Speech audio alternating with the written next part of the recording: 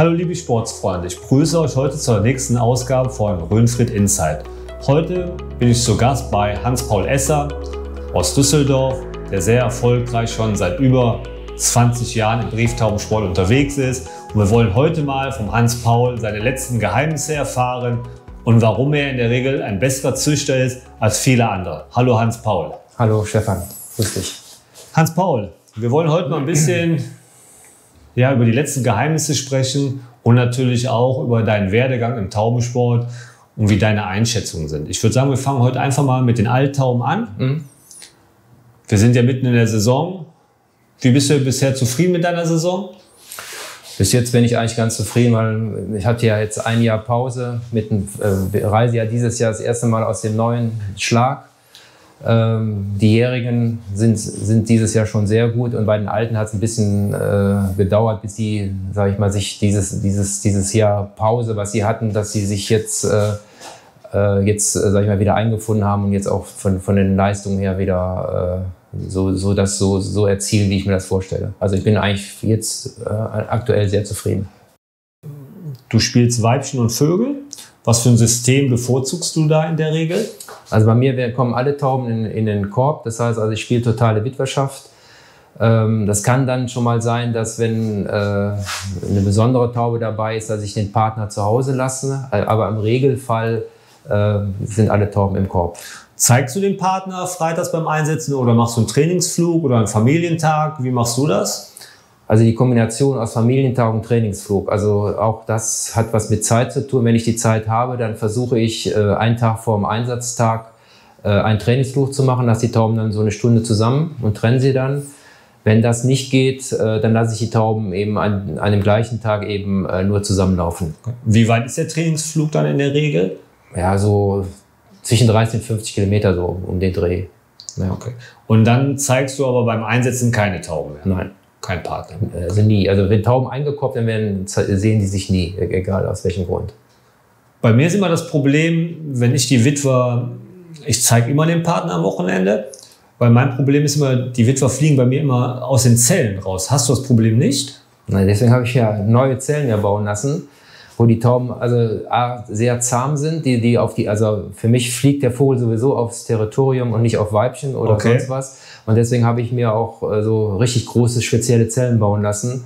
Und da fühlen die Tauben sich einfach wohl und es ist relativ einfach, da auch die Taube zu greifen. Okay. Und wenn ich da ein Problem mit hätte, würde ich einfach den Schlag verdunkeln und dann, sage ich mal, einkorben. Das geht ja auch. Indem man den Schlag dunkel macht, dann bleiben die Tauben ja auch sitzen und dann hast du das Problem eigentlich auch nicht.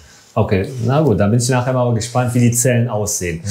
Kommen wir mal so auf die Vorbereitung einer Reisesaison. Fangen wir mal einfach an, wenn jetzt die Hauptmauser vorüber ist. Wie sieht dann so dein System, dein Plan aus bis zum ersten Preisflug? Sagen wir einfach mal, wenn du ein bisschen jetzt erzählst über Impfen, über Kuren, wann lässt du die Tauben wieder raus? Wie ist so dein Zeitfenster, sagen wir mal, von Ende Hauptmauser angefangen? Also normalerweise werden die Tauben im Oktober geimpft. Also mein Impfschema ist eigentlich so, dass ich gegen ein Paramyxo impfe. Also bei den Alten habe ich also den Rotavirus-Impfstoff noch nicht genutzt. Also da gebe ich ganz normal Paramyxo. Und 14 Tage später werden die gegen Salmonellen geimpft. Das sind die 2 Impfungen, die ich mache.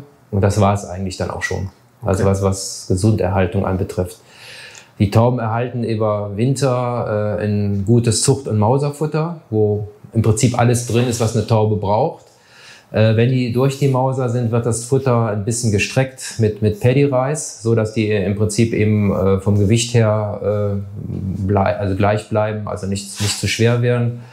Ziel ist es eigentlich, die Tauben so ab dem 15. Februar rauszulassen. Das ging dieses Jahr nicht, weil ich erst am 15. März oder sogar etwas später aus Südafrika zurückgekommen bin. Also dieses Jahr war das auch sehr schwierig, die Tauben ans Fliegen zu bekommen, zumal hier ohne Ende Raubvogelangriffe waren und wir vor der Reise schon locker 15 Tauben durch einen Raubvogel verloren haben. Ja. Und wenn du die Tauben dann rausgelassen hast, das erste Mal, sagen wir mal, gehen wir jetzt mal von der Mitte aus, von Anfang März. Wie fütterst du die Tauben im März? Ich habe immer so ein bisschen bei mir die Angst, dass sie dann extrem schnell leicht werden. Fütterst du die dann noch schwer mit Zuchtfutter? Ja, ich lege großen Wert darauf, dass die Tauben so lange wie möglich auch nur Erbsen und Bohnen im Futter haben, weil ich glaube ich, dass dieser Eiweißgehalt auch was bewirkt bei Skifliegern, also dass man das dadurch auch, sag ich mal, ein bisschen unterdrücken kann. Ich glaube einfach, dass auch diese pflanzlichen Eiweiße über das Futter, also durch das Futter helfen, das ein bisschen zu reduzieren. Und auf der anderen Seite möchte ich einfach auch nicht, dass die Tauben also zu leicht werden. Wenn man die zu schnell zu extrem ans Fliegen kriegt, bin ich kein Freund von. Ja. Okay. Ziehst du aus deinen Reisetauben jung oder spielst du trocken? Wie ist da dein System? Normalerweise Anpaarung zwischen Weihnachten und Neujahr, und zwar alle Tauben, Zucht- und Reisetauben. Dann werden also auch Junge gezogen. Das läuft so ab, dass die Vögel so nach 12 Tagen die 2 Junge selbst füttern, die Weibchen dann getrennt werden und die Weibchen dann eben schon rausgelassen werden. Und die Vögel in der Zeit eben die Jungen noch weiter versorgen, alleine versorgen. Und das, also ich stelle immer wieder fest, dass die Vögel auch in eine super Verfassung dadurch kommen. Die werden ja richtig gut gefüttert, müssen ihre Junge füttern, aber sind anschließend in der Top-Verfassung immer. Und das gefällt mir eigentlich sehr gut. Okay. Du hast gerade gesagt, du trennst die Weibchen von den Vögeln, wenn die Junge so 12 Tage alt sind. Machst du das hauptsächlich aus dem Grund, weil du Angst hast, dass die Tauben eher anfangen zu mausern? Gut, ich möchte, da ich total spiele, möchte ich natürlich nicht, dass die Weibchen das zweite Mal legen. Das ist der eine Grund. Und auch der andere Grund ist aber eben auch, ich kann das ein bisschen entspannter machen, weil ich muss mich nur, was das Fliegen lassen anbetrifft, um die Weibchen kümmern, dass die also schon richtig fliegen, und die Vögel, die lassen sich ja natürlich auch raus, aber die können noch machen, was sie wollen in der Phase. Und dadurch habe ich dann im Prinzip die Weibchen zu dem Zeitpunkt, wo die Vögel wo die Jungen abgesetzt sind, kann ich mich dann schwerpunktmäßig um die Vögel kümmern, weil die Weibchen schon funktionieren. Ja, okay. So, also das ist einfach so ein bisschen, was ich dadurch... Also ein bisschen besseres Zeitmanagement für dich einfach auch ein bisschen einfacher. Ja. Das ist der Hauptgrund. Ja. Jetzt kommen wir mal, jetzt fängt die Reise an.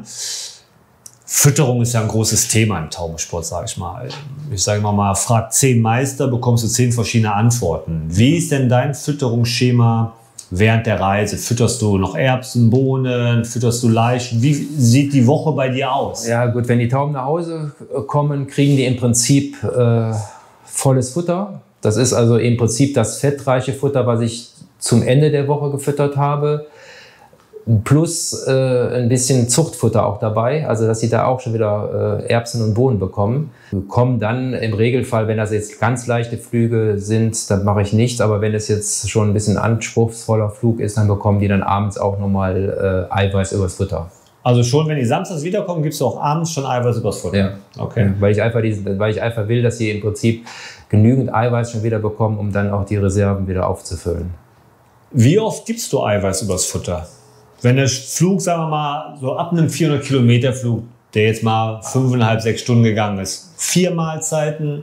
Ja, eigentlich nur die Abend, also das Futter am Rückkunftstag ist eben mit Eiweiß versehen, und das bekommen die eben dann den ganzen Rückkunftstag, und das war es eigentlich schon. Also mehr gibt's sogar. Wenn ich dann glaube, der Flug wird ein bisschen schwerer, dann kann das noch sein, dass ich das am letzten Tag vorm Einsetzen auch noch was Eiweiß gebe. Aber das war's. Okay. Und wie sieht die Fütterung dann ab Sonntag zum Beispiel aus? Sonntag auch noch ein bisschen eiweißreich, also vom Futter her gesehen. Und dann im Regelfall 1, 2 Tage ein bisschen leichteres Futter danach, mit wenig Fett, sondern eher mit Rohfaser. Bei den Vögeln fütter ich ein bisschen stärker, weil ich einfach feststelle, die Vögel fliegen besser, wenn die einfach schon mehr Power kriegen als die Weibchen. Bei den Weibchen will ich es auch gar nicht haben, weil die brauchen einfach nicht so viel Mahlzeiten, um perfekt fürs Wochenende zu sein. Okay. Also zum Wochenende hin, also sagen wir mal, wenn Freitags einsetzen ist, den Mittwoch und Donnerstag fütterst du schon recht fettreich auch, kann man das so sagen? Ja. Fütterst du noch Sonnenblumenkerne oder Erdnüsse separat zusätzlich? Also wenn die Tauben reinkommen, also die Vögel haben Näpfe in ihren Zellen, weil ich einfach will, dass die Vögel auch sehr guten Bezug zur Zelle und zum Territorium haben. Deswegen, wenn die reinkommen, haben die da Leckereien drin. Die Weibchen bekommen auch Leckereien, wenn sie reinkommen, aber eben auf den Futterbrettern oder auf dem Futtertisch. Ja. Also dadurch haben die natürlich jeden Tag eigentlich schon Fett, weil das gebe ich ja jeden Tag, wenn die Tauben auch Freiflug haben. Viele Züchter haben die Probleme, wenn die am Anfang der Woche die Tauben versorgen und die Tauben auch satt füttern schon, dass sie zum Ende der Woche hin nicht mehr genug fressen. Das hat was mit dem Rhythmus, glaube ich, zu tun. Wenn die Tauben viel fliegen, dann fressen die auch viel. Wenn die Tauben natürlich entsprechend, also man muss einfach schauen, wenn die wirklich viel fliegen, dann brauchen die das natürlich auch und fliegen ja dann auch die Woche weiter viel. Und dann ist ja auch der Stoffwechsel da, dann verarbeiten die das und haben natürlich auch wieder Hunger, weil sie eben viel fliegen. Wenn das nicht so ist, also das heißt ja nicht, dass die Tauben, bei den Züchtern, wo die Tauben besonders viel fliegen, dass das die besseren Züchter oder dass sie damit die besseren Ergebnisse erzielen. Das ist ja nicht gesagt, aber ich muss dann eben entsprechend anders füttern. Ich muss dann weniger füttern, wenn sie nicht so viel fliegen. Also das ist eigentlich so, würde ich sagen, wo man drauf achten muss. Wie lange fliegen denn deine Tauben am Tag, morgens und abends? Also bei mir ist das so, dass ich eigentlich das steigere. Dadurch, dass ich eben bewusst ein bisschen leichter auch fütter oder am Anfang der Woche fliegen die Weibchen beim ersten Rauslassen vielleicht eine halbe Stunde. Die werden zweimal auch, also alle Tauben kommen bei mir zweimal raus und die fliegen dann zum Ende der Woche hin, fliegen müssen sie 45 Minuten, die fliegen dann auch vielleicht eine Stunde, aber sie müssen mindestens 45 Minuten fliegen und das Wichtigste für mich ist eigentlich eine halbe Stunde Powertraining, weil die halbe Stunde bringt mehr mit Powertraining, als wenn die eine Stunde irgendwie auch zwar fliegen, aber eben nicht mit dem Tempo. Und weil dann habe ich auch den höchsten Stoffwechsel. Powertraining, meine Frage, Powertraining sehe ich auch sehr gerne, ganz klar. Ziehen die Tauben dann weg? Siehst du die dann eine halbe Stunde nicht? Oder sind die dann nach 10 Minuten wieder da und ziehen dann über deinen Schlag mit extrem hohem Tempo und kleinen Entfernungen? Also wie dieses Jahr habe ich ja sehr spät mit den Tauben angefangen, die rauszulassen. Das war einfach zu spät. Das heißt, wenn ich die ab Februar rauslasse, habe ich im Regelfall so die Situation, dass die Tauben dann sehr früh wegziehen. Also dass tatsächlich 20 Minuten, 30 Minuten nicht zu sehen sind. Das habe ich zum Beispiel dieses Jahr nicht, das weiß ich, aber wenn ich eben aufgrund des späten Rauslassen und so, dann kriegt man das genauso nicht mehr hin. Die ziehen weg, aber man sieht die dann mit Tempo wieder dann über den Schlag fliegen und wieder wegfliegen. Ja? Und bei den Vögeln ist es so, wenn ich sehe, dass die so Hürdenrennen machen, das heißt also, die lassen sich fallen, gehen dann über die Baumwipfel und dann wieder weg und kommen so entsprechend auch wieder zurück. Wenn die das machen zum Wochenende hin, dann sind die eigentlich immer in der Top-Verfassung. Immer wiederkehrendes Thema sind auch Elektrolyte bei Brieftauben. Also ich habe die Erfahrung gemacht, man kann sich mit sehr vielen Züchtern unterhalten. Der eine schwört auf Elektrolyte und viele andere halten da überhaupt nichts von. Wie ist denn deine Meinung zu Elektrolyte bei Brieftauben? Also speziell reine Elektrolyte gebe ich nicht. Also ich denke, das ist bei den Zuchttauben vielleicht ganz sinnvoll, wenn die zum Beispiel wenn man da mal dünnen Kot hat. Also die Jungen haben dünnen Kot. Das hat ja meistens was mit dass die Alten dann zu viel Wasser saufen und dann gebe ich eben da mal Elektrolyte, weil das eigentlich direkt dazu führt, dass der Kot wieder astrein ist. Ja. Aber bei Reisetauben ist für dich jetzt Elektrolyt kein Maßstab oder kein wichtiger Punkt? Nee. Wie lange bleibt bei dir eine Reisetaube in der Mannschaft, also eine sehr gute Reisetaube? Wie lange reist du mit ihr, fliegst mit ihr und ab wann kommt die in den Zuchtschlag? Ja gut, das hat jetzt was mit meinem neuen Konzept zu tun, die Frage, weil ich habe Zellen gebaut, die auch als Jungtierzelle genutzt werden können. Also ich kann Einsätze in die Zellen machen, sodass ich aus jeder Zelle 3 Jungtierplätze machen kann. Und meine Idee ist, dass die Jungen in einem Einschlag reisen und der Schlag ist anschließend Reiseschlag für die Jährigen dann. Das heißt also, der Schlag wird dann vom Jungschlag zum Vogelschlag wieder umgebaut, sodass die Tauben immer da bleiben, wo sie geboren sind. Und dadurch rotiere ich mit den Tauben, also mit den Jahrgängen. Und mein Ziel ist es eben, die bis zu 3 Jahren zu spielen. Und nach 3 Jahren werden die Tauben, die 3-jährig sind, komplett rausgenommen. Und das wird dann wieder Jungschlag. Also dadurch wird jedes Jahr wird der 3-jährigen Schlag wieder zum Jungschlag. Also das ist so dein Konzept, was du jetzt in deinen neuen Witwerschlägen umsetzen möchtest. Ja. Jetzt kommen wir zum Thema, was im Brieftaubensport, ich glaube, so alt ist wie der Brieftaubensport selber. sind Medikamente und das Wundermittel. Medikamente, wie stehst du dazu? Gibst du vorbeugend, prophylaktisch während der Reise Medikamente für die oberen Luftwege? Hast du da ein Schema oder ist das auch ein bisschen Gefühlssache? Wie gehst du da vor? Also gut, ich beobachte grundsätzlich erst, also vor der Reise wird eigentlich keine Kur gemacht, wenn nichts ist. Also ich mache auch nichts gegen Trichomonaden oder sonst was, also gar nichts. Wenn die was haben sollten, also wenn irgendwas auffällig ist, dann würde ich immer erstmal die Tauben untersuchen lassen, ja, weil ich denke, einfach was machen muss nicht sein. Also in den guten Jahren muss man fast nie, also muss man gar nichts machen, weil die Tauben einfach so ein starkes Immunsystem dann auch entwickeln, dass sie auch wahrscheinlich mit Kleinigkeiten selbst klarkommen. Ja? So, wenn ich merke, es muss was gemacht werden, dann würde ich eben auf Anraten vom Tierarzt auch was machen. Ja? Also auch ich hab vielleicht dann auch hier das ein oder andere Medikament da. Also das Einzige, was ich prophylaktisch mal mache, ist, wenn ich meine, okay, die sind vielleicht 2 Tage im Korb gewesen, dann mache ich das ist eben schon, was ich ewig mache, ist dann mal eine Metrospülung. Wie oft im Jahr fährst du denn zum Tierarzt während der Saison? Am liebsten gar nicht. Also wenn ich merke, also wenn ich jetzt das Verhalten der Tauben und so alles, wo ich Wert drauf lege, funktioniert, dann mache ich nichts. Wenn ich aber merke, irgendwas ist nicht so, oder irgendwas kommt nicht so in Schwung, wie ich das möchte, dann fahre ich. Also ich bin jetzt dieses Jahr einmal da gewesen, ja, und hat er da was gefunden? Ja, da waren die Tauben verschleimt, also etwas gut. Und dann habe ich aber auch kein Antibiotikum gegeben, sondern ich habe im Prinzip schleimlösende Sachen gegeben. Ja. Wenn du sagst, du fährst zum Tierarzt, wenn was nicht in Ordnung ist, ich glaube, viele Züchter erkennen das gar nicht oder nicht rechtzeitig genug. Wie hast du denn in dem Moment erkannt, dass irgendwas nicht in Ordnung ist bei deinen Tauben?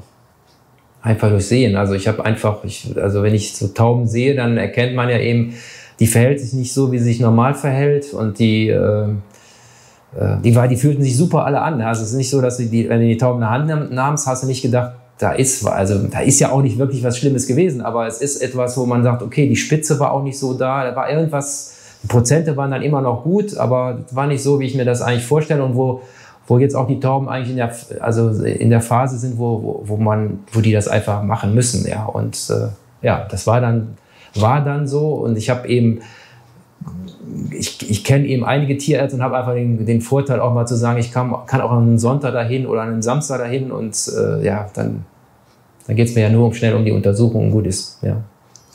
Kommen wir zum letzten Punkt. Jetzt gehen wir mal ein bisschen über die Beiprodukte, Zusatzprodukte während der Reise. Hast du da ein Schema, wonach du gehst? Sind dir gewisse Produkte besonders wichtig oder machst du das ein bisschen individuell, wetterabhängig? Ja gut, also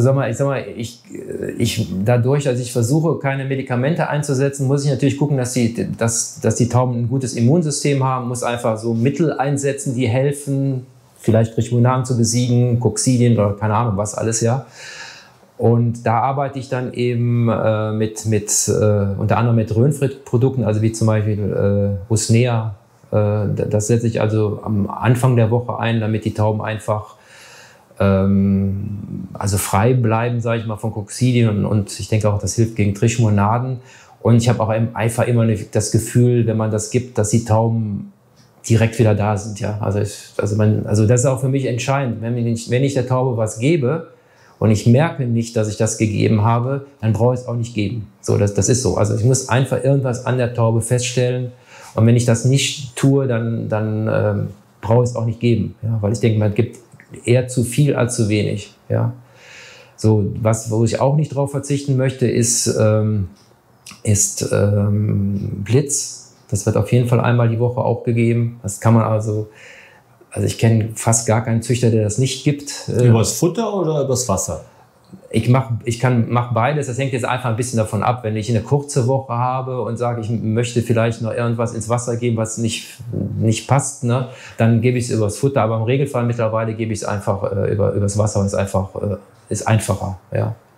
Gibst du die Dosierung, die draufsteht, 1 Milliliter auf einen Liter, oder gibst du 2 Milliliter? 2 Milliliter auf einen Liter. Ja, das gebe ich einmal die Woche. Ne? Und dann gebe ich eben je nach Themen 2-3 Mal noch Carnispeed, ne, so dass das, also damit die einfach dieses Carnitin bekommen. Da muss man einfach immer, da habe ich immer so den Eindruck, man muss aufpassen, wenn man Carnitin gibt, dass die Tauben viel fressen. Weil sonst kann auch dieses Carnitin dazu führen, aus meiner Sicht, dass die Tauben zu leicht werden. Also ich denke, wenn alles funktioniert, ist das gar kein Thema. Aber also ich habe schon den einen oder anderen Züchter mitbekommen, der die Tauben gar nicht auf Vordermann bekommt. Da glaube ich, der füttert zu leicht. Also in der Kombination, glaube ich, brauchen die Tauben auch noch Power durchs Futter.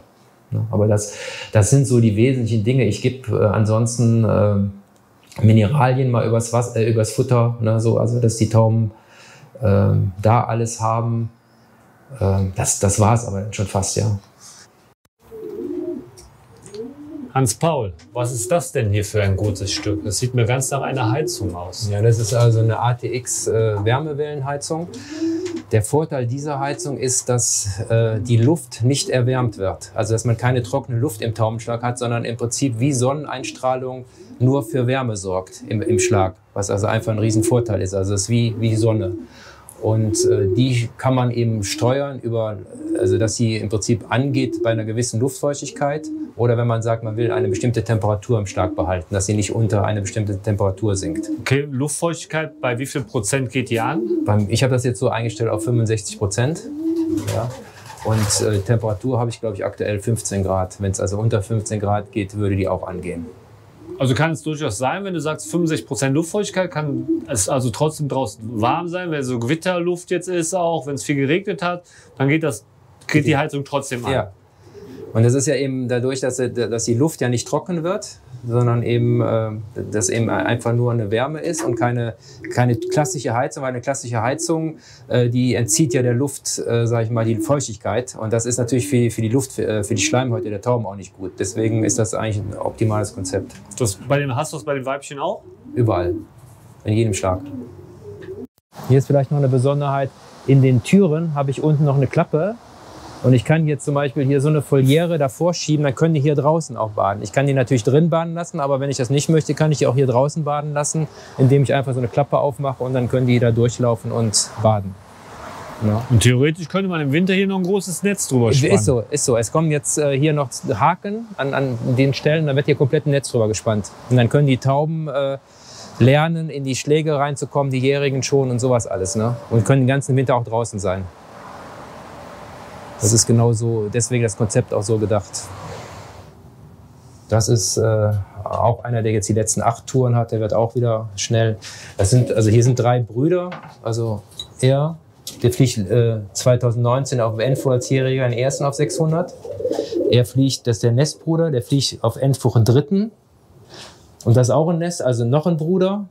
Und der hat schon 5 Zweite geflogen, noch keinen ersten. Ja. Und der ist auch schon ein super Vererber. Hier sitzen schon wieder 2 Jährige aus ihm, die jetzt 8 und 9 haben.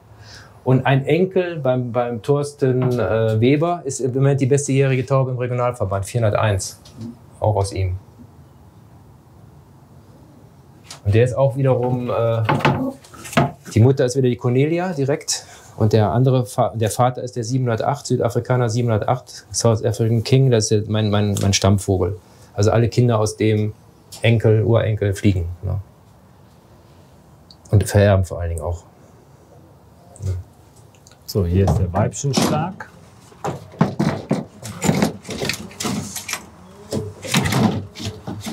Hier oben ist die Belüftung. Und auch durch das Gewebe hier.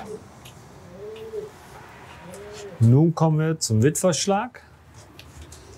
Also was ich als Außensteher schon mal feststellen kann, hier herrscht ein hervorragendes Klima und liebe Sportsfreunde, ihr seht es auch schon, die Tauben müssen sich wohlfühlen, weil sie liegen ganz entspannt und ruhen sich aus, weil am Wochenende ein schwerer Flug ansteht. Ja, Hans-Paul, jetzt sehe ich hier den Witwerschlag, den du dir neu konzipiert hast, und neu hast bauen lassen. Ja, also das ist natürlich schon für jede Taube hervorragend. Das sieht man schon, wie wohl die Tiere sich fühlen. Erzähl mir mal ein bisschen was zu deinem Witterschlag. Was haben die Zellen? Die sehen ja hier ganz anders aus wie die klassischen Zellen, die man heute aus dem Witterschlag kennt. Ja, gut, das ist so nach meinem Konzept gebaut worden, diese Zellen. Ich wollte einfach tiefe Zellen haben, weil die Tauben sich da einfach mehr wohlfühlen. Und ich wollte eben 2 Ebenen in den Zellen auch haben. Das heißt, komm mal her, Junge. Komm mal her, geh hoch, geh hoch. Das heißt, man hat die Tauben einfach relativ einfach an der Hand, weil sie sich eben auf 2 Ebenen bewegen können. Die mögen das auch da oben zu sitzen. Wenn ich jetzt Junge züchte im Frühjahr, dann brüten die hier oben drauf. Ja? Hier sind dann die Leckereien, die sie bekommen, wo wir eben drüber gesprochen haben. Und ich kann eben diese Zellen hier aufmachen, also als Dunkelbox, wenn ich irgendwie was motivieren will. Das nutze ich aber nur für die Reise, wenn ich das möchte. Ja. Achso, und züchten und Junge ziehen einfach oben drauf? Nicht Schale oben drauf, fertig. Mehr und das andere ist einfach eine Dunkelbox, nenne ich es mal. Ja. Und wenn die Zelle nicht besetzt ist, machst du es einfach einfach so zu. Ja, und ich kann das aber versetzen auch. Ich habe zwei Elemente. Ich kann das auch nach da versetzen. Dann habe ich hier vorne nur einen Sitzplatz im Winter. Okay. Wenn das eine Witterzelle sein soll. Wenn das jetzt nächstes Jahr Jungschlag werden sollte hier, dann kommt hier ein Einsatz rein. Dann habe ich hier 6 Jungtierplätze drin. Ja. Und dann würde ich die Jungen, also übernächstes Jahr werden die Jungen hier raus gespielt, dann sind das eben 6 Jungtierplätze und die werden dann hier gereist und wenn die Jungreise zu Ende ist, dann wird daraus wieder eine Zelle. Und dann bleiben die Tauben eben da, wo sie auch geboren sind. Also das ist zum Beispiel ein Vogel, der hat jetzt auch 9 Preise, das ist der Nestbruder von der Regionalsiegerin. Und jetzt am Wochenende, fliegt ja eine Taube von mir, den ersten in Simbabwe, im Victoria Falls Rennen, auf 380 Kilometern. Und das ist auch eine Vollschwester wieder von ihm. Ja, das sind alles eine Familie. Er war letztes Jahr die beste Jungtaube und er ist auch wieder ein Bruder von ihr. Also im Prinzip ist das sehr gut, die sind ja alle miteinander verwandt. Ja. Also kann man schon, sagen wir mal, jetzt mal einen ganz kurzen Schwenk machen zu den One-Loft-Rennen.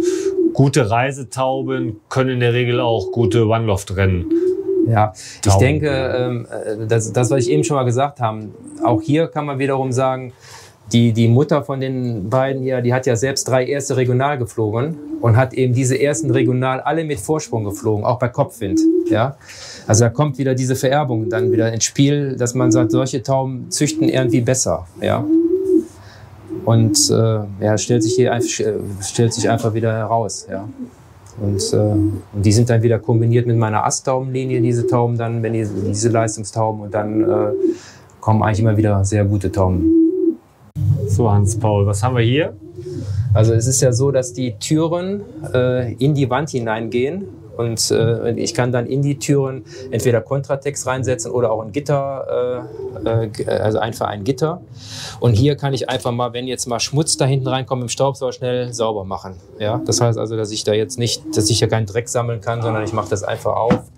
Sauber und Thema erledigt. Ja, ganz einfaches Konzept. Also gut, das sind alles so Dinge, die ich mir natürlich vorher noch mal überlegt habe, weil die ganzen Dinge, die mich vorher gestört haben an den Schlägen, die habe ich jetzt versucht hier zu eliminieren. Genauso gut mit den Klötzen hier. Das sind kleine Baumstämme, die ich mir machen lassen habe, weil ich festgestellt habe, dass die Tauben unwahrscheinlich gerne ihre Zellen beobachten. Ja? Das heißt, die sitzen es gibt viele Vögel hier, also gerade die unteren Zellen, die sitzen dann außerhalb ihrer Zelle und beobachten die Zelle. Das heißt also, die schlafen nachts tatsächlich auch auf den Blöcken und nicht in den Zellen. Jetzt habe ich noch eine Besonderheit festgestellt. Die Tauben sitzen auf Holzroste. Ja. Hast du da unten drunter irgendein Granulat oder was ist das? Ja, das ist erstmal Zeitung drunter und auf der Zeitung ist dann, da habe ich einmal so ein spezielles Bio-Katzenstreu auf Holzbasis, weil es was unwahrscheinlich gut saugt, also Feuchtigkeit saugen würde, und das mische ich dann immer mit Holz, Koholz dann nochmal extra. Ja? So eine Mischung mache ich da draußen, das ist hier drunter. Ja, das wird, wie oft machst du da sauber? Einmal die Saison, ja. Während der Saison einmal? Ja. Also eigentlich, wenn ich jetzt Junge im Winter züchte, dann bevor die Reisesaison ist, wird eigentlich sauber gemacht und nach der Reisesaison nochmal. Ja? Also man kann rein theoretisch in der Saison nochmal, aber hier sind so wenig Tauben, das ist alles nicht erforderlich. Ja? Das ist alles nicht erforderlich. Komm. Komm her. Komm her. Was willst du? Was willst du? Komm her. Komm her. Komm. Komm her. Komm her. Hier, komm. Hier, komm. Also Beschäftigst du dich viel mit deinen Witwern? Spielst du mit denen auch? Kämpfst du mit denen? Mit den Witwern musst du dich beschäftigen, sonst kriegst du keine Reiseleistung. Wenn du das so wie mit den Weibchen machen würdest, also bei den Weibchen muss man ja relativ wenig Aufwand betreiben.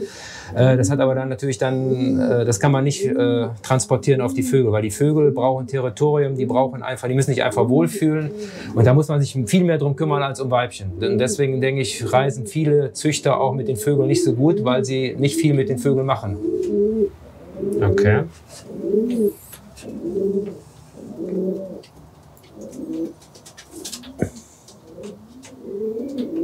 Ja, und man hat einfach den Vorteil, das sehe ich jetzt auch, dadurch, dass die Zellen schön tief sind, fliegen die Tauben auch nicht so schnell aus den Zellen raus, sondern lieber noch mal eine Etage höher. Ja, dann jetzt gerade, um einfach dann für sich die Ruhe auch zu haben, bevor sie dann rausfliegen. Ja, die fliegen nicht raus, die bleiben immer in der Zelle.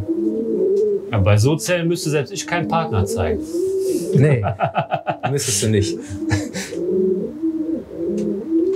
Was ist das denn für Holz, was du hier verwendet hast? Also der Schlag von außen ist Lärche. Das habe ich bewusst gemacht. Diese Lärche die verwildert ja irgendwann und wird ja so silberig. Da muss man nie streichen, nichts. Und ist einfach ein Superholz. Ja, das kennt man ja so gerade. Es gibt ja auch die ganzen Häuser, die heute gebaut werden, die Holzhäuser. Die sind ja fast immer mit einer Lärchen Außenwand gebaut. Dann habe ich einfach nur eine Holzkonstruktion hier drin und die ganzen Wände sind wieder mit Pappelholz, wie ich das immer schon gemacht habe. Und Pappelholz hat einfach den Vorteil, das entzieht Feuchtigkeit, nimmt Feuchtigkeit auf und gibt auch Feuchtigkeit wieder ab. Also wenn es zu trocken ist, kriegt man auch wieder Feuchtigkeit aus dem Holz wieder. Ja? Und dadurch hat man einfach das super Starkklima. Aber komplett unbehandelt, also nicht angestrichen oder sowas, sondern gar nichts. Naturbelassen. Alles naturbelassen. Ja? Und das Konzept hier ist auch so gemacht, dass man diese Böden hier rausmachen kann, wie so ein Schrank. Aha, also ich kann das alles auseinandernehmen mit 3 Griffen und kann dann eben mal mit dem Hochdruckreiniger sauber machen und wieder zusammensetzen. Also das kann ich sogar als Nicht-Handwerker. Das habe ich deswegen alles so gemacht.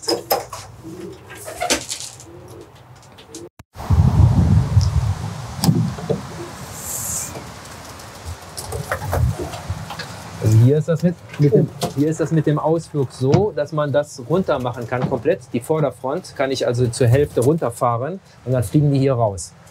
Siehst du die Haken da, ne? Ja. Und dann kannst du das einfach runternehmen. Also hier ist ein Griff und dann kannst du das runter tun und dann können die Tauben da rausfliegen. Jetzt sehe ich hier zum Beispiel, hier hast du komplett auf alles. Ja. Ist das immer so? Ja, immer. Tag und Nacht. Aber da hast du kein grünes Gewebe drin. Nein, die sitzen ja weit genug weg. Also hier ist eine super Luftaustausch. Ne? Also hier ist einfach ein super Klima immer an dem Schlag. Hier ist ja auch nichts offen oben. Ne? Das siehst du ja. Ja, klar. Und ich kann die Roller ein bisschen runterfahren, wenn man sagt, man will ein bisschen abschotten, dann geht auch.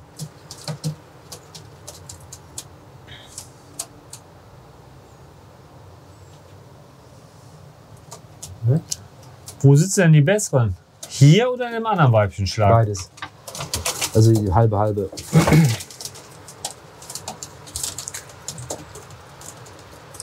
Hast du Probleme mit lesbischen Weibchen? Ja, schon ein bisschen gehabt dieses Jahr, aber ich kann die ja dann zwischen den Schlägen tauschen. Das heißt, sobald das hier merke, kommt das Weibchen dann rüber. Ne? Und die sehen sich ja dann am Freiflug zwar hier wieder kurz, ne? Und dann trenne ich sie wieder. Also insofern ist das auch indirekt eine Motivation. Und die haben kein Problem damit, in einem anderen Schlag zu sein, das merke ich. Die fressen ganz normal, die kennen mich ja. Also es ist also gar kein Thema, obwohl die dann von mir das erste Mal in dem Schlag sind.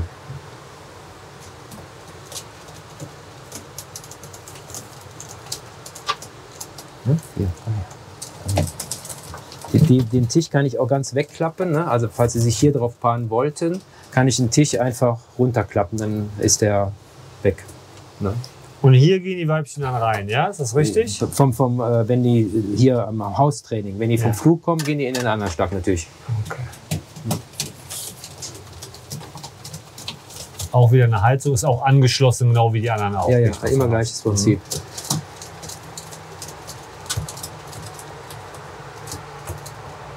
So, Hans-Paul, hast du ja in diesem Jahr schon einen Regionalsieg, soweit ich weiß, gegen knapp 11.000 Tauben errungen. Wo sitzt die Täubin denn? Hier oder im anderen Schlag? Die sitzt hier. Können wir uns die mal anschauen? Sie war jetzt am Wochenende auch bei den ersten dreien direkt, also sind ja 3 zusammengekommen. Ich weiß nicht, 11. oder 12. fliegt sie wieder. Auch regional früh. Ja, das ist das Weibchen. Das ist eine Jährige, ja? Ja, sind Jährige. Wie viele Federn hat die jetzt schon? Eine die geworfen. erste, ja? Also die wächst gerade nach. Ne? Ja. Zweite, okay. Ja, ist ja in Ordnung, ne? Ja, hat die maximal 3 Federn, würde ich sagen, ne? Zum Endflug. Ja, wahrscheinlich nur 2. Ich denke, wenn das jetzt der Flug noch gewesen ist, dann wird die eine noch werfen und dann war es das. Wie hat denn das Weibchen zum Beispiel Jungtour geflogen? Die haben alle weißt du das? relativ gut geflogen. Also die hat wahrscheinlich von 5 Einsätzen, die sind ja bis 400 alle gegangen, meine Jungtauben dieses Jahr. Und die haben alle so zwischen, ich glaube, die hat 3-mal Preis geflogen, darunter aber auch 2-mal über 90 Punkte und auf den weiteren vor allen Dingen. Ne? Und das ist ja das Entscheidende. Was ist das für eine Abstammung? Der Vater war 2019 zweiter Astfohlen im Regionalverband, fliegt in dem Jahr 13 mit hoher Astpunktzahl auch, über 1000 und ist gezogen aus einem Sohn, ist gezogen aus dem Sohn Astvogel, also Ast 969 und daran war gepaart die Cornelia. Die Cornelia ist auch eine heute meiner super Zuchttauben, da habe ich ganz viele Asse raus und ganz viele erste Konkurssieger auch. Und die Mutter ist die Sunny und die Sunny, die fliegt ja 3 Erste, alle 3 Erste regional mit Vorsprung. Also mindestens 5 Minuten Vorsprung jeweils. Waren natürlich alles Flüge 400, 500, 600. Ja.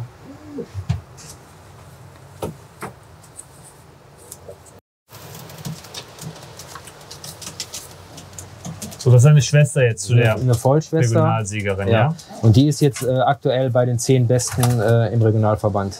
Ich weiß jetzt nicht genau die Platzierung. Also halt auch 9 Preise. Auch eine Jährige? Auch eine Jährige. Ja. Und die beiden Brüder, die es auch noch gibt, die sind auch alle 8 und 9.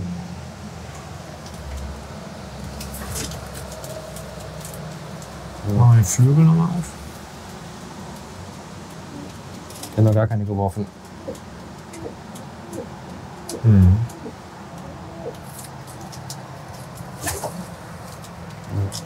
Schickst du die Jährigen auch bis zum Endflug? Ja. Ja, es wird alle Tauben werden gespielt bis Endflug, weil wir haben ja keine weiten Touren hier mehr. Wir fliegen ja 600 Kilometer, ist keine Entfernung für Tauben. Wenn die in guter Verfassung sind, macht das denen gar nichts. Weil ich glaube sogar, dass die Tauben das vor allen Dingen können, die weiteren Touren.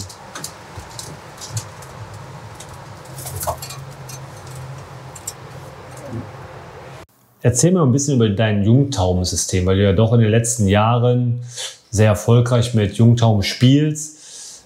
Hast du irgendwelche Besonderheiten gegenüber anderen Züchtern? Wie bekommst du deine Jungtauben so hin, dass sie so erfolgreich fliegen, auch als Junge schon? Ja, ich denke, Jungtauben ist grundsätzlich das Fleißarbeit. Das heißt, man muss erstmal gucken, dass man die Jungtauben ans Fliegen bekommt, dass man dass sie gut hören, dass man die also wirklich gut im Zug hat. Und ich denke, am Anfang muss man die Jungtauben auch in gewisser Weise aufbauen, was Training anbetrifft, dass eben die einfach die Sicherheit gewinnen, um vernünftig nach Hause zu kommen. Und was auch total wichtig ist, ist, dass die Tauben wirklich kerngesund sind. Weil ich denke, das ist ein Riesenproblem, wenn die Tauben nicht fit sind, gerade Jungtauben, dann verliert man sehr oft ganz früh schon viele Tauben. Und ich denke, deswegen ist auf jeden Fall wichtig, mal die Tauben untersuchen zu lassen und zu gucken, ob irgendwas ist. Und wenn ich Medikamente einsetze, dann denke ich, in so einem Zeitpunkt, wenn was gefunden würde, ja, weil dann denke ich, ist das wirklich wichtig. Das ist wichtiger als bei Alttauben. Die Alttauben kommen in so einer Situation klar, aber bei Jungtauben würde ich eben da auch nichts riskieren, ne, weil das wäre mir einfach zu risikoreich. Wenn wir jetzt mal ganz kurz noch mal zur Gesundheit kommen. Viele Taubenzüchter haben ja große Probleme mit der Jungtierkrankheit, die meiner Meinung nach auch immer schlimmer wird. Die verläuft jetzt vielleicht nicht, aber diese lange Dauer der Jungtierkrankheit, sodass man manchmal gar nicht mehr richtig erkennt, sind sie schon gesund, sind sie nicht gesund. Wie sieht denn dein Impfschema aus momentan bei den Jungtauben? Ganz einfach, wenn die abgesetzt werden, kriegen die einmal roter Paramyxo-Info und das war's. Ich mache nichts, ich habe auch mit Jungtaubenkrankheit auch nichts zu tun. Also ich habe das schon mal gehabt, so versteckt, aber nicht so also kein extremer Ausbruch, sondern eben so einzelne Tauben mal. Die setze ich dann separat, versuche dann die Tauben ein bisschen weniger, also dünner zu füttern. Aber ansonsten, also so richtig Jungtaubenkrankheit, so wie ich das von vielen Züchtern höre und kenne, habe ich noch nie gehabt. Deswegen kann ich da auch jetzt nicht viel zu sagen eigentlich, ja.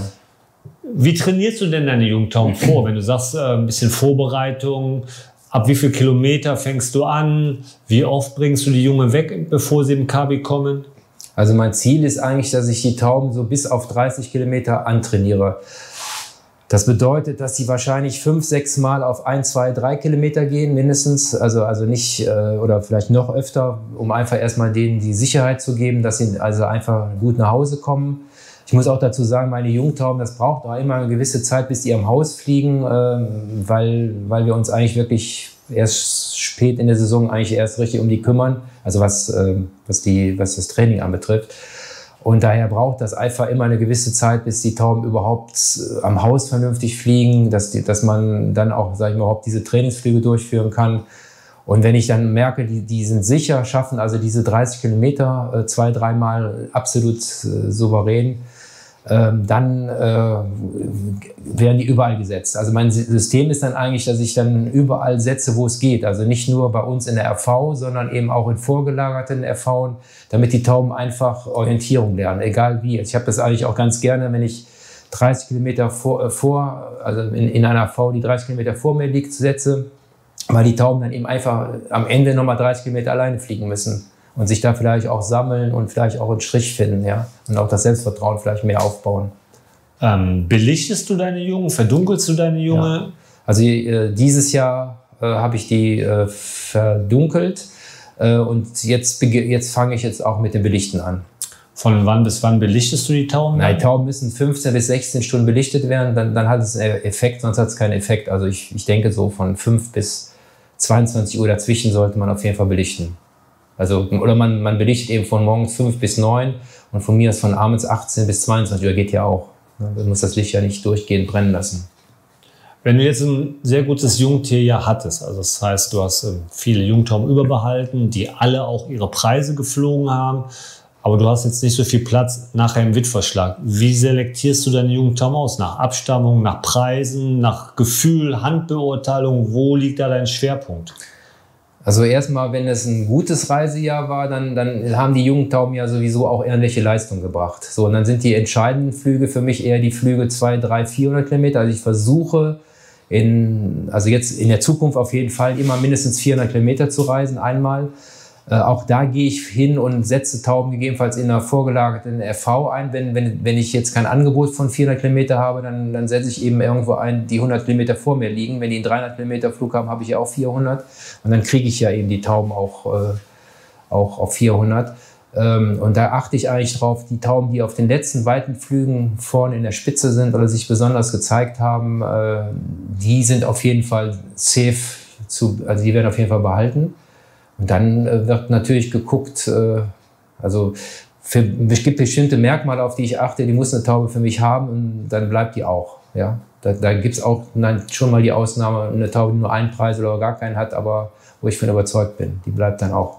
Wenn jetzt zum Beispiel aus einem guten Zuchtpaar mal ein Junges ist, was vielleicht nur einen Preis hat, aber du eigentlich weißt, dass die Familie in der Regel gute bringt, dann wirst du die auch behalten in der Regel. Ja, wenn ich auch weiß, dass die Jungtiere, also aus bestimmten Paaren weiß ich eben, dass die aus Jungen nicht unbedingt so souverän fliegen. Die fliegen dann zwar die beiden tatsächlich, das schaffen die meistens auch Preise zu fliegen, aber noch nichts Überragendes. Die Tauben bleiben auch, weil das einfach die Erfahrung zeigt, ja.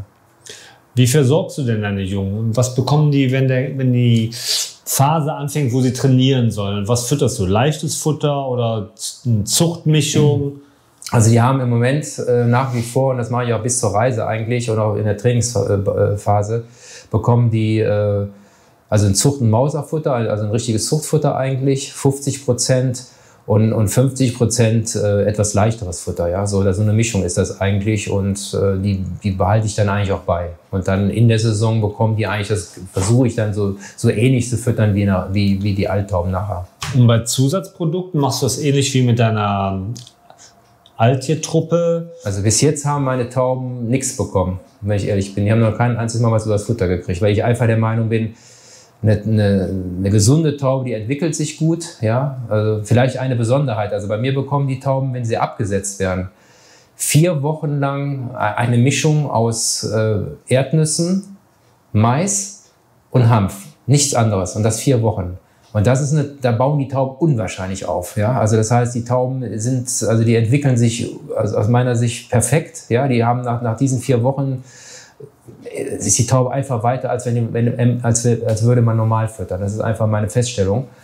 Und ich glaube, dadurch haben die im Prinzip haben die alles, um die weitere Wachstumsphase ohne große Zusatzprodukte zu überstehen. Mir geht es auch darum, dass Tauben auch also gerade Jungtauben eine Kinderkrankheit haben, dass sie auch ihr Immunsystem aufbauen. Und alles, was man zu viel denen gibt, bin ich der Meinung, müssen die dann irgendwie nicht selbst steuern, sondern da wird dem zu sehr geholfen. Dass man, wenn es dann zur Reise geht, dass man dann, sage ich mal, auch mit Produkten rangeht. Also dass man da auch wieder, dann fange ich auch mit dem Usnea mal an, dann kriegen die auch einmal die Woche auch Blitz. Also diese Geschichten, das mache ich dann schon. Aber sehr verhalten eigentlich. Ja. Also in Maßen. Ne? Weil ich glaube, auch bei 200 Kilometer Flügen müssen wir es da auch nicht übertreiben. Ne? Da muss eine gesunde Taube eigentlich ihre Leistung auch so bringen. Das Einzige, was ich mache, ist eben, dass ich den Tauben immer in angesäuertes Wasser gebe als Junge. Das mache ich eigentlich auch immer, um einfach auch so Trichomonaden und so weiter also niedrig zu halten. Ne? Aber ansonsten mache ich wirklich gar nichts. Sie kriegen nichts. Ne? Lässt du die Jungen vor der Reise jetzt nochmal vom Tierarzt untersuchen? Ja, das wird auf jeden Fall gemacht, was ich eben auch gesagt habe, dass das zur Sicherheit einfach, dass da nichts ist, was die Tauben wirklich richtig schwächen kann. Und ich glaube, es darf nichts sein, was die Taube an der Orientierung einfach einschränkt. Ja.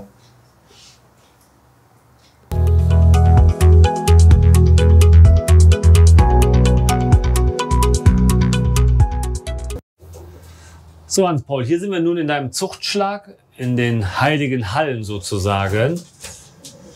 Dann zeig mir doch mal das ein oder andere Ass, was du hier sitzen hast. Wie viele Zuchtpaare hast du? Also jetzt im Moment 24. Und es wird aber jetzt reduziert auf, ich denke mal 12 bis 15, weil ich in der Zukunft weniger Zuchttauben haben möchte. Und alle sitzen in Einzelboxen, ja? Die meisten. Sitzen auch noch ein paar auf Zellen, aber die meisten sitzen in Einzelboxen, ja. Wann fängst du mit dem Züchten an? Wenn alles normal ist, am 24, also zwischen Weihnachten und Neujahr werden die Tauben angepaart.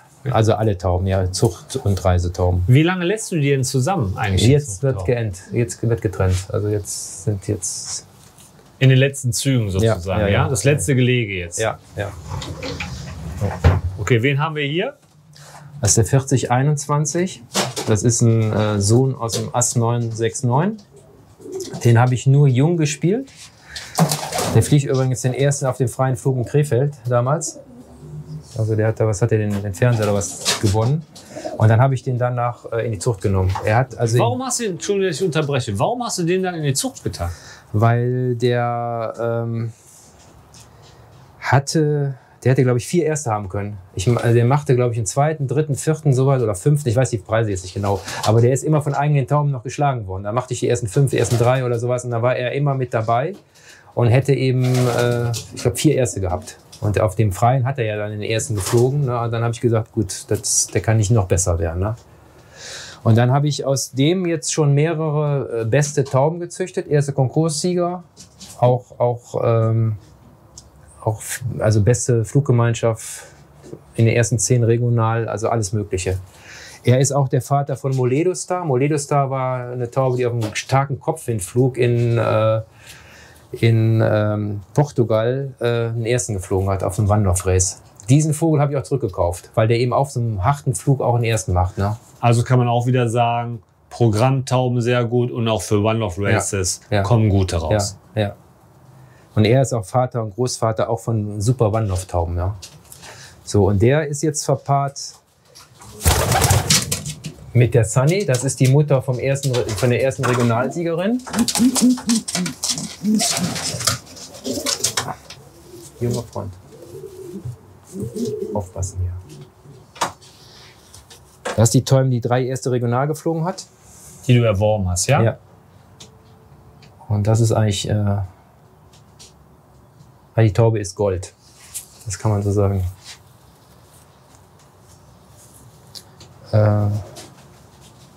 Hat schon viele Erste gebracht, auch in der Enkelgeneration schon, also auch bei anderen Züchtern, nicht nur bei mir. Und sie ist auch die Großmutter von der ersten Asttaube Usedom, also vom Wieler Wanderfräs.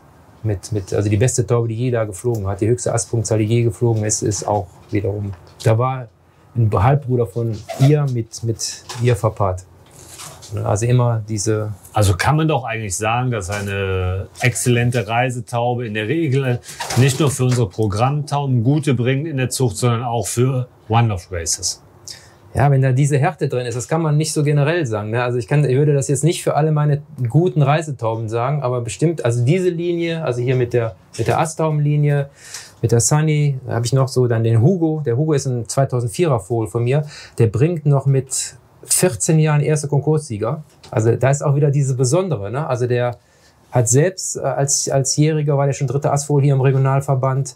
Und hat auch die ganz weiten Flügel immer ganz vorne geflogen. Also ich glaube, das sind die bestimmten Tauben, ja. Also hier haben wir den Südafrikaner 165. Der ist gezüchtet aus der Cornelia und dem Nestbruder von dem 4021, den wir eben hatten. Der flog 2019 13, war Beste der Fluggemeinschaft, 2. Asttaube regional und zweitbeste auch im Regionalverband.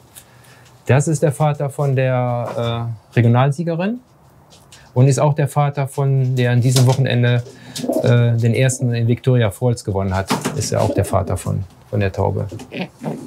Und das ist einfach eine super Taube. Die hat als Jähriger schon, der stand bei den Asttauben ganz vorne, hat leider den Endflug verhauen. Das war damals dieser schwere Endflug. Ja, aber das ist eine super Taube. Das ist der Vater von Autogewinner in Südafrika. Und bringt auch super Reisetauben hier im Programm. Das ist ein Röpervogel.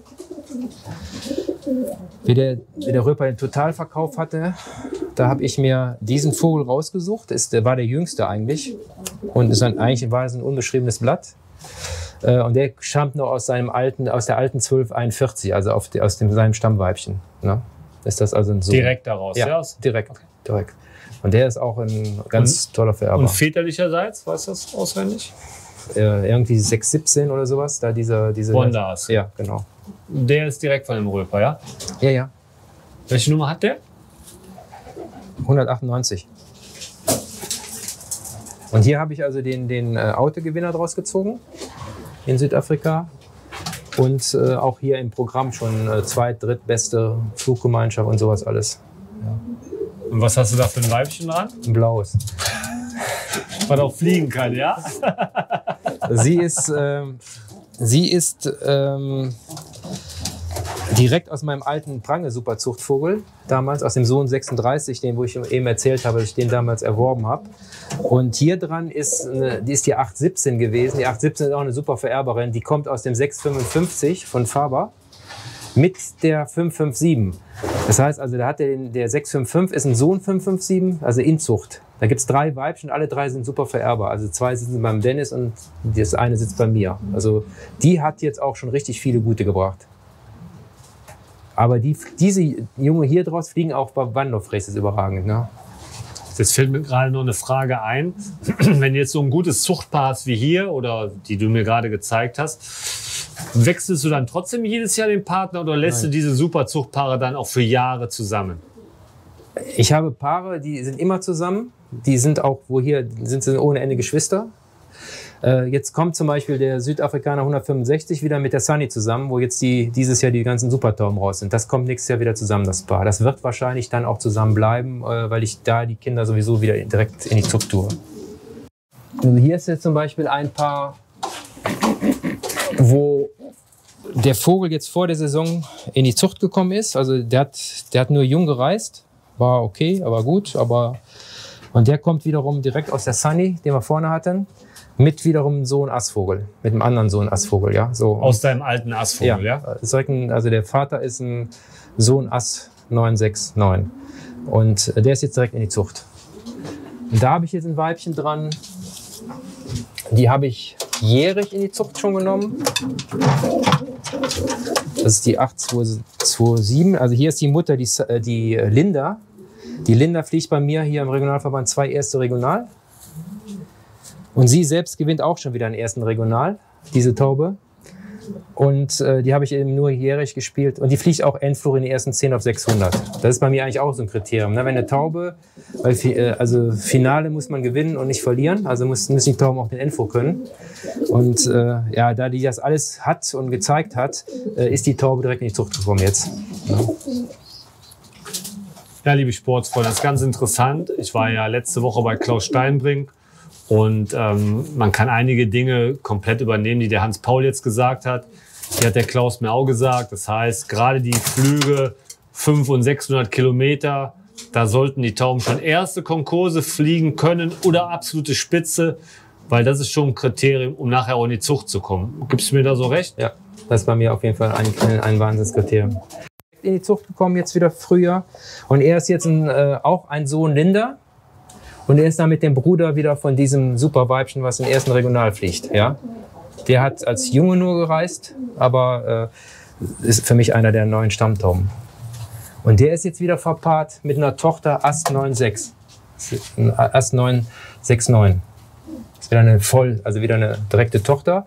Und da war eine Taube von Günter Prange dran. Er hatte da für sich ein super Zuchtweibchen beiseite getan, ingezüchtet auf den Ringlosen. Und dieses Weibchen hat er mir gegeben und das ist die Mutter von ihr wiederum. Ja. Und die Junge, denke ich, wären auch richtig gut. Das heißt auch, also das wäre auch mein Favorit in der Reisemannschaft gewesen eigentlich eher. Ja, aber ich habe die Entscheidung getroffen, weil die Linda ist von 2010 und ich möchte einfach kein Risiko mehr eingehen. Die haben auch eine Geschichte. Moment.